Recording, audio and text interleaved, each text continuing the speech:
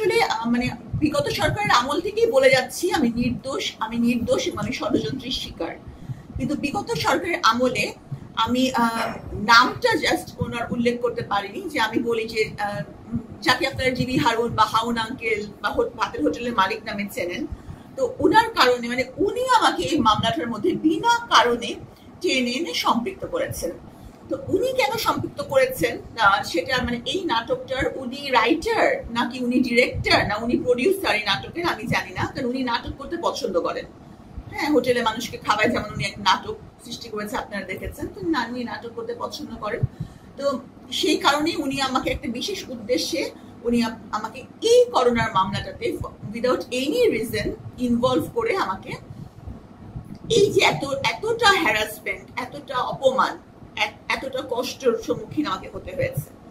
তো আমি মনে করি যে তখন যখন ওনারা ছিলেন তখন উনি একটা অপ্রতিরোধ্য ক্ষমতাধর ব্যক্তি ছিলেন।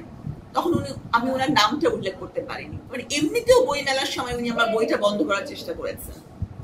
এবং কয়েকদিন আগেও মানে জাস্ট এই পতনের আগে ওনাকে জিজ্ঞেস করা হলো যে আপনি এতটা বিতর্কিত কেন, গণমাধ্যমে জিজ্ঞেস করেছিলেন। তখন উনি বললেন যে আমি তো আসলে অনেক বড় বড় আসামি ধরেছি, যেমন আমি সাবরিনাকে ধরেছি, তো এই জন্য আমাকে তো মানুষ অপছন্দ করবেই, এমন ভাবছে আমি একটা বিশাল মাপের আসামি, আমার হাজার হাজার কোটি টাকা আমি ই করেছি, আর উনি আমাকে ধরে একটা ওনার পুরো ক্যারিয়ারে উনি একটা ধামাকা সৃষ্টি করেছেন সাবরিনাকে ধরে।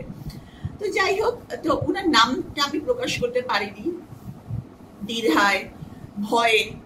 হ্যাঁ, যে অতটা সাহস আমার হয়নি, না হলে উনি বলেছিলেন যে সাবরিনা গণমাধ্যমে বেশি বকবক করছে, ওকে আবার জেলে ঢুকিয়ে দেওয়া হোক। আসলে উনি আমাকে যখন এই জেকেজির কর্তৃপক্ষ এই মামলায় যখন গ্রেফতার হয়েছিল, তো তারপর থেকে তো নানা জল্পনা কল্পনা এটা নিয়ে চলছিল। তো তখন উনি দুবার আমাকে ফোন দিয়েছিলেন যে আপনার সাথে কথা বলার জন্য, কিন্তু অফিসিয়াল ভাবে না, বলছিল যে আপনি আমার সাথে দেখা করেন। তো তখন আমি ওনাকে প্রথমে তো আমি চিনতাম না। তো আমি যখন আমার অন্যান্য আত্মীয় স্বজন এবং কাছের মানুষের সাথে আলাপ করলাম, তখন তারা সবাই বললেন যে ওনার সম্পর্কে কিছু রিউমার প্রচলিত আছে, যে সবাই জানেন। তো বললো যে না, তোমার ওখানে যাওয়াটা সেফ হবে না, আর যদি কিছু জিজ্ঞাসা করার থাকে মামলা সংক্রান্ত, তাহলে তো তেজগাঁ থানার ওসি তোমাকে ডাকতে পারে, তাহলে উনি কেন তোমাকে সরাসরি ডাকবেন। তো আমি যাইনি, মানে সেফ ফিল করিনি বা ভয়ে বা এতে যাইনি। তো পরবর্তীতে উনি যেদিন আমাকে মানে আমি তো এনআইসিবিতে ছিলাম, কাজ করছিলাম, তখন আমাকে জিজ্ঞাসাবাদের জন্য ডাকা হয়।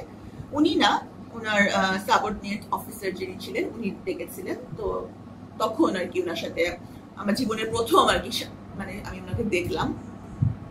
তো তখন উনি আমাকে দুটা কোয়েশ্চেন করেছিলেন, যে আপনি কোন মেডিকেল কলেজ এবং হচ্ছে যে কততম বিসিএস।